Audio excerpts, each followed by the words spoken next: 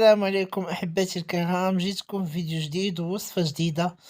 اليوم غنحضرو هاد البسبوسة اللي تتجي رائعة مع هداك السيور اللي تيخليها تجي هشيشة ورطبة. وهاد ديكوراسيون كاقتراح إلا بغيتوه. خليكم الآن مع المقادير وطريقة التحضير. بالنسبة للمقادير هنا تنحتاجو 4 البيضات بحارة المطبخ. دائما تنكرر في كل الوصفات اللي تنقدم لكم أن المواد اللي غتخدموا بهم تيكونوا في الثلاجة وغتخدموا بهم في مثلا في كيك بحال هكا والحلويات، يكون خارج على الأقل واحد الساعة المكانة باش ياخد هاديك لا طومبيراتور العادي الحرارة والكيك ديالكم تصدق، أو بحال هاد المعجنات اللي غديرو تيصدقوا مزيان. هنا زدنا البيض، غنزيدو سكر فاني ساشي، نيت نسيم. حنا تنعرفو أن الفاني تيحيد هاديك الزفوية ديال البيض. هادشي علاش تنديرو. وهنا نخلطو مع عناصر جيدًا وتيضاعف شي شوية الحجم ديالو ماشي بزاف، شي شوية فقط. صافي هنا تنخلطو مزيان، تنشوفو أن العناصر تخلطات لينا مزيان. صافي وبدا الخليط نخليوه يتخدم مزيان، وبدا شوية يضاعف الحجم ديالو.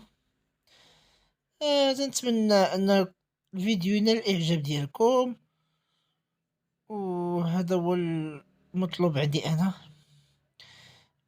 هنا بعد ما ضاعف الحجم ديالو غنزيدو هنا الزيت. هنا الزيت المشروب المقادير كلها خليتها لكم، المقادير كلها خليت لكم في صندوق الوصف أسفل الفيديو، غنخلي لكم كلها في صندوق الوصف. هنا بعد ما نزيد الزيت غنزيدو في هاد المرحلة غنزيدو قشور الليمون. هذا تيبقى اختياري، تقدروا نتوما ديرو حامض، تيبقى اختياري. أصلا تعطيه واحد النكهة رائعة لهداك الكيك. من بعد هنا غنزيدو السنيدة أو سكر الحبيبات، وغنخلطو العناصر جيدا حتى يتخلط مزيان. فهاد اللحظة هنا بعد ما تخلط هادشي كلو زيدا غنزيدو الحليب. صافي ضفنا هنا الحليب ونخلطو جيدا، وحنا تنستمرو في التخليط. هنا في هاد المرحلة غنزيدو السميدة رقيقة ديال الحلوى، وهنا غنزيدو هاد 200 غرام ديال الكوك. هنا بالملاحظة واللي خليتها أصلا نخليه لكم في صندوق الوصف. هنا على حسب الكوك، حيت كاين الكوك اللي تيشرب مع السميدة. فهنا إلا كان عندكم بحال هكا بحالي أنا اللي وقع ليا هنا غندير هنا نص طبق الحليب، يعني تقريبا 3 الأكواب، 3 الأكواب ديال الحليب. هنا غنضيف هاد 2 ساشي د الخميرة د الحلوى.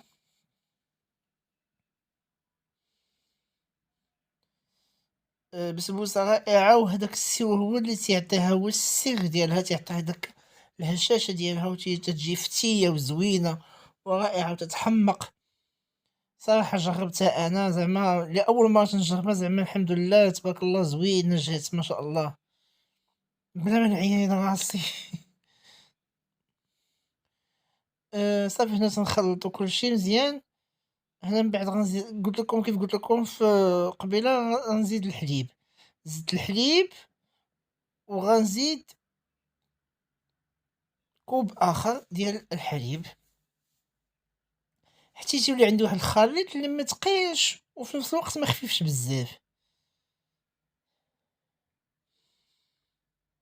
صافي هنا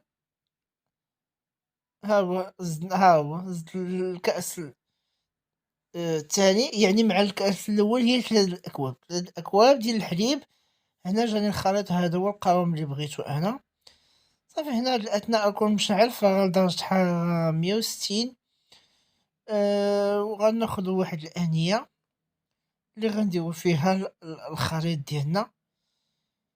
هذا هو الخليط، هذا هو الشكل النهائي ديالو كتيكون.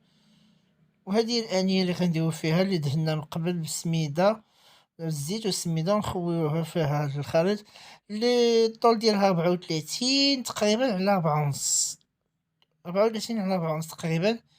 يعني المحلات اللي جاي كاين عند هادو تسولو عليهم غيقول لك هما تقريبا العبار، مي انا اكزاكتومون العبار ما سولش. مي العبار تقريبا 34 على 4 ونص. صافي هنا غنحاول انني نسرحها مزيان فوق نقادها مزيان صافي، نرش فوق منها السميدة رقيقة، وغنديرها في الفرن اللي قلت لكم انا مسخن من قبل على درجة حرارة 160. تتجي رائعة، يعني ما غتسخاوش بها، رائعة رائعة وزوينة بزاف. وهذا كاقتراح في رمضان، كاقتراح لكم بعد الفطور، يعني شيء رائع. هنا من بعد ما طابت ليا البسبوسة ديالنا، شيء باقا سخونة، باقا سخونة من جبدها من سخونة بالفران. حاولوا مباشرة تخويو في هداك السيرو، السيرو ميكونش سخون، يكون بارد تقريبا، دافي حتى البارد. وخووه، هي ما تخافوش، هي تتخوو، هي تتشرب، هي تتخوو، هي تتشرب، هي تتخوو، هي تتشرب، تتشرب هداك السيرو مزيان. وهذا هو السر ديالها، لأن هداك السر هو اللي تيجعل هداك السميدة ما تاكل هذيك، ما تجيش ناشفة، تجي فتية مع داك الكوك. هذا هو السر ديالها، هو السيروس. حاولوا تسقيوها مزيان بقدر ما قديتو، لأن السيرو هو اللي تيجعلها تتجي رائعة. وهنا من بعدها غندخلو ضروري أنها تبرد في الثلاجة على المينيموم، على الأقل واحد الساعة المكنة تقريبا. هنا من بعد ما سقيتها مزيان غنجيب هاد اللوز اللي حمرتو من قبل. صافي غنحاول، هذاك اختياري، خطوة اختيارية. نتوما تقدروا ديروا تقطعوها مربعات وديروا تزوقوها بواحد اللويزة صغيرة من الفوق. فهادي تتبقى خطوة اختيارية اللي بغا يديرها، باش تعطي واحد ديك القرمشة وتعطي ديك تيجي زوين المنظر ديالو. صافي هذا هو تقريبا الشكل النهائي اللي اقترحت أنا في هاد الوصفة هاد المرة. صافي هذا هو الشكل النهائي ديالو. هنا غنقطع لكم القوام ديالو من الداخل. تنتمنى انكم تشتركوا في القناة، والباقي ما اشتركتوا تفعلوا زر الجرس باش يوصلكم كل جديد. ان شاء الله، ان شاء الله الى بقينا الحياة ان شاء الله يا رب.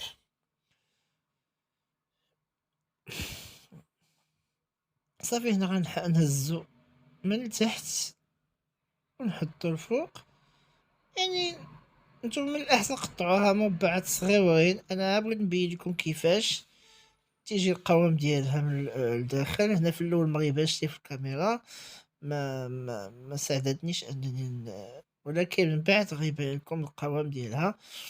انا غنبين لكم هنا القوام ديالها غيبان، ها هو كي تيجي. انا باقا سخونه، ما انا اللي بغيت غير نصور لان اصلا كنت مزروب. ها هو شتي كي تيجي القوام ديالها، تتجي مفركه وفتيه، وداك السيو تعطي هذيك الهشاشه، وتعطي ديك تعطي ديك تتجي فتية زوينة بزاف. إلى اللقاء إن شاء الله، فيديو آخر إن شاء الله، مع السلامة.